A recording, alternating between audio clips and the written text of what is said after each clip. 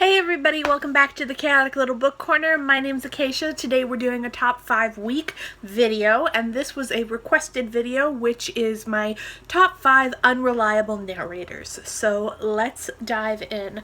So the first book that I would say has an unreliable narrator is Hospice by Gregory Howard. This book is complicated. It's hard to explain. You're hearing it from the perspective of a young girl named Lucy,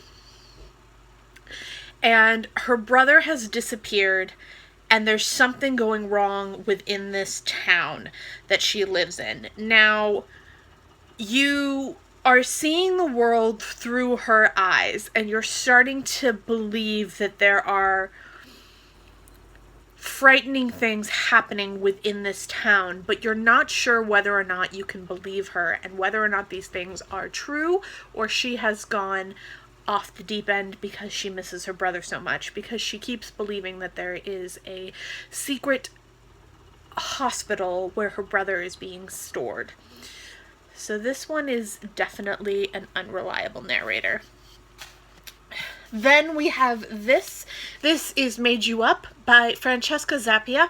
This is a story about a young girl who suffers from schizophrenia and her experience in life when she sees a boy when she's young and he turns out to not be real. And from that moment, you realize that some of the interactions that she's having with her peers and with her friends and family, she may not actually be having. For example, she carries around a camera and takes pictures of things like squirrels or trees just to make sure that they are real. And if they don't show up in the picture, then she is hallucinating them. So you never know what is truly happening and what is really being experienced in her day-to-day life.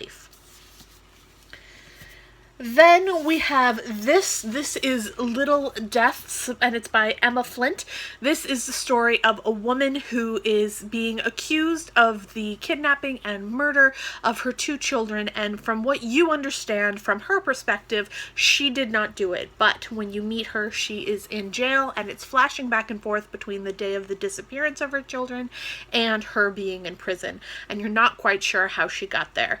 As you go on, you realize that there are some things that you're not really sure who to trust or what's going on. She becomes chaotic and distraught, which is understandable, having lost 2 children, but you're not sure what happened or how her 2 children were taken from her home without her knowledge.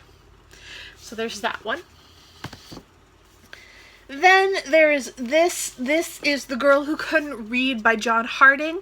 This is a fabulous gothic psychological thriller taking place in an asylum. This is absolutely fantastic. For those of you who know my book taste, this ticks a lot of boxes for me. It's not the most beautifully written book I've ever encountered, but it definitely ticks all of the horror boxes for me as far as asylums, gothic fairy tale sort of style, and very, very creepy characters. This is being narrated by a doctor who is not the doctor that he says he is, and you are experiencing life through his eyes as he is going through this asylum and seeing all sorts of different women and how they are treated, but you're not entirely sure what to believe when he starts seeing things in the night.